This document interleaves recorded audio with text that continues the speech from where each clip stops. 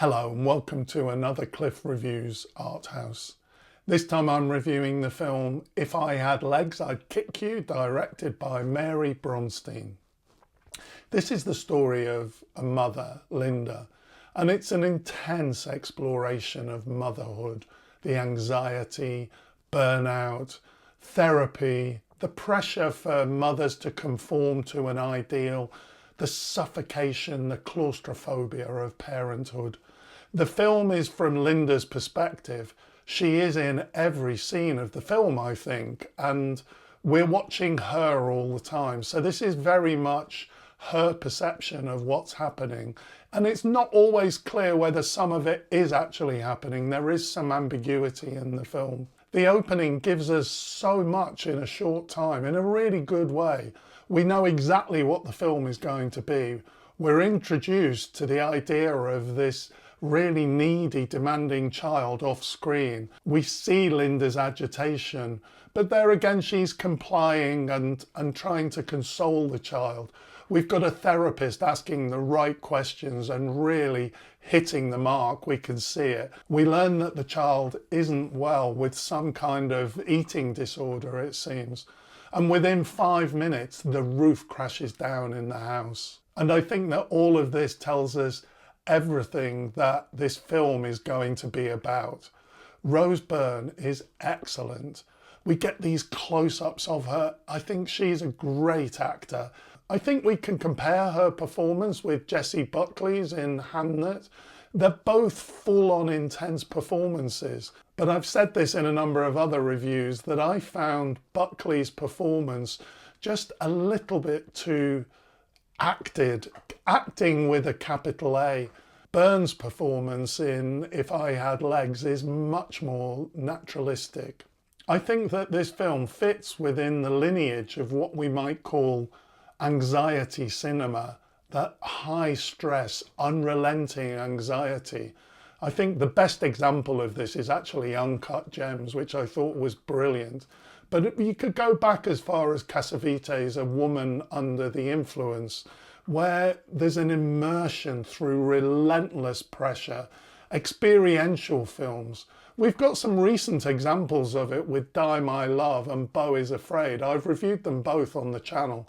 And I critiqued of these two films the constant misery, how it was overbearing and how there was just no relief from the pressure. They're both really well-made films. But personally, I would like this anxiety cinema to have something more than just inducing great anxiety in the viewer. I didn't react as strongly to If I Had Legs as much as in those other two films, because I think that Linda is self-aware at times, and that does just change the tone a little bit. It does just give a little bit of relief. I think we can see this anxiety cinema as a phenomenon that's post-financial crisis of 2008. Perhaps cinema is increasingly reflecting a culture of precarity and every person for themselves. The anxiety in these films perhaps mirrors economics as anxiety. If I Had Legs uses certain devices to ramp up the anxiety. The soundscape is definitely anxiety inducing. We hear the feeding tube of the daughter constantly beeping in the background of Linda's life. She's got flashbacks of previous trauma that she's gone through. I've also recently reviewed the film Chronology of Water, and I think that this is similarly in this category of anxiety cinema, but it's also fantastic. There's something different about it, that the misery and the mental torment are just as intense, but there is something more hopeful in that film. For me, that is important. I don't just want to be bathing in nothing but anxiety. I have done a separate review on Chronology of Water. This is a film of a mother who's trying to achieve impossible goals. "I'll be better," she exclaims at one point.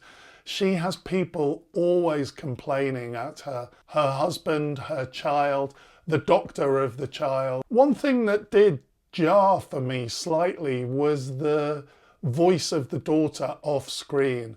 Now, I can understand that this represents how it feels to the mum, Linda. The camera was really locked on Rose Byrne's character. We're seeing it from her perspective rather than from the needy teen's perspective. And I can see that absence is a theme here. Linda is very much alone. The husband is off screen too, actually. He's always complaining on the phone. This is about relationships that are just relentless pressure. And in the end, I do think that it's an interesting decision not to see the husband or the daughter for most of the film. Linda's life is fully occupied by both of these people, but it's like she's detached from them. She has obligations with nothing in return. I did find the daughter jarring at times, and of course I think that's meant to be the case. She's so needy and demanding. It's a constant, unreasonable voice. But it did produce for me a strange reference. It made me think of the bubble boy in Seinfeld, this isolated, verbally abusive kid in a plastic enclosure controlling everyone around him. It may seem like a trivial reference, but this is what it made me think of several times. I think after the film it bothers me less. This is the mother's gaze, and I appreciate what the film was trying to do. It's not meant to be a comedy, but there is some comedy in it. There is humour. When the hamster gets squashed, when the foot is in the door, I did actually laugh. The film does have a kind of comic tone in its tragedy, and I think that's why it also makes it not as bad as Die My Love and Beau is Afraid for the intense, no relief suffering. Overall, this is a really convincing portrayal of how life becomes completely overwhelming, of burnout. Many people live like this in their lives. It is about motherhood, but I think it's also generic in its themes. It certainly provides a clear perspective on motherhood, on the shame and the guilt of not being a natural mother. It's a sympathetic view of a woman struggling to meet standards with no real support. There's also a really interesting idea of her being in therapy and being a therapist in the same building. It covers the phenomenon of kind of the feelings and fantasy that people have about their therapist and how that feeling of the sick helping the sick. This is a story taken to extremes, but I do think it's genuinely representing something that really exists in the modern world. People living with such high levels of anxiety, and well-being efforts like therapy and meditation are only scratching the surface. There is ambiguity in the ending of the story. I like this. The film has several interpretations, I think. She may be hallucinating sometimes, but it's not clear. Linda's therapist is played by Conan O'Brien, and I must say he's almost too famous. I'm so used to seeing him. He comes up on my YouTube feed all the time.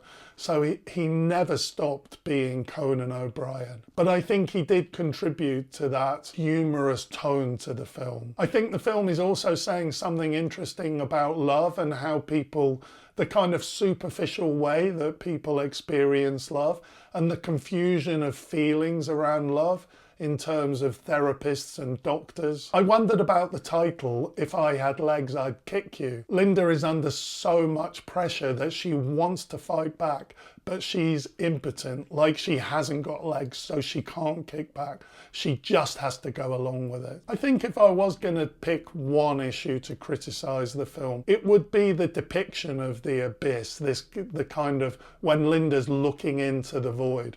I just felt that was a little bit heavy-handed. Overall, this film is really interesting and entertaining, and I highly recommend it. Thanks for watching, and I'll see you next time.